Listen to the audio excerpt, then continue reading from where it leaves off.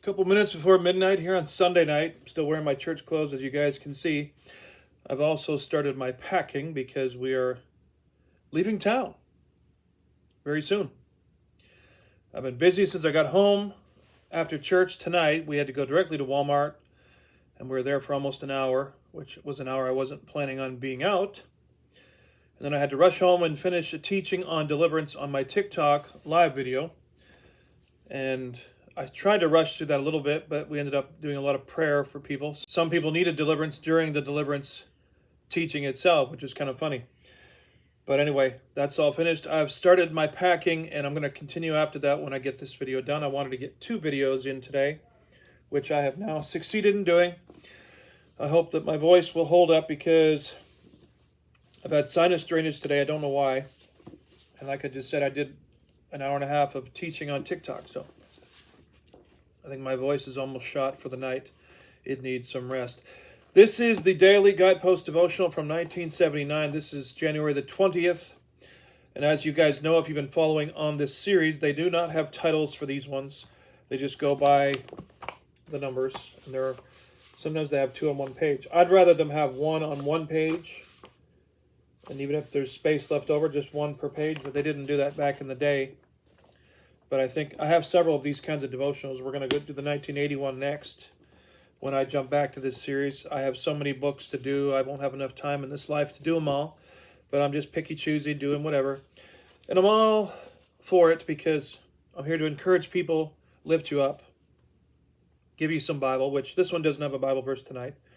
We're not going to do a Bible verse tonight, but we are going to read what the author says.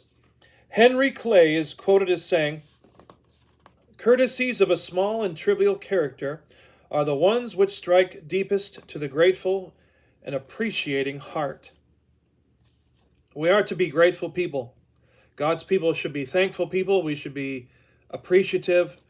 We should be very thankful to those who do things for us, especially to God first and foremost. It's very important. The author says, "Would you like some real fun today? Well, ask the Lord to put somebody in your way today whom you can help. God may surprise you." He's done that for me before. "Yesterday I prayed for this. Later, as I was buying a pair of shoes, the young clerk writing the sales slip looked tired and discouraged. So I said, 'I've been watching you write that slip. I'm impressed by how beautifully you write.' The clerk looked at me in surprise. Nobody ever told me that before. You should have seen his face. His shoulders straightened. His whole attitude changed. As I left, he waved to me. Now, it was a very simple remark based on the fact that he did have nice handwriting. But it raised his ego and gave him a lift that lasted all day." Now, of course, we know that sometimes when it's somebody of the opposite sex who gives us encouragement, sometimes that fact alone gives us a boost. Now, don't forget, we are in 2025. Things are different than they were back in 1979. Now, if somebody of the same sex were to encourage you that way, you might get suspicious about what their agenda really is. And you know, looking back on the times and how things have changed, it's really sad how we've come that far. You know, you never used to assume back in the day the things that you have to assume now. You know, some places, sometimes anybody who gives you encouragement, sometimes it's like, well, what does this person want? You know, and I hate to think that way, and I know others do too, but it's just the sign of the times we're in where people usually aren't genuinely nice, courteous, you know, kind, polite, all that stuff. Usually they do it with strings attached. So it's so refreshing to see people who are so genuine in their kindness and things of that nature. So this is a good one. And God's people need to be that way. We don't need to be rude people. We need to be encouraging people. We need to give confidence to people, raise people up. And if there has to be criticism, let it be constructive criticism. NVP, that's interesting. Not MVP, but N, and none, N as in nose.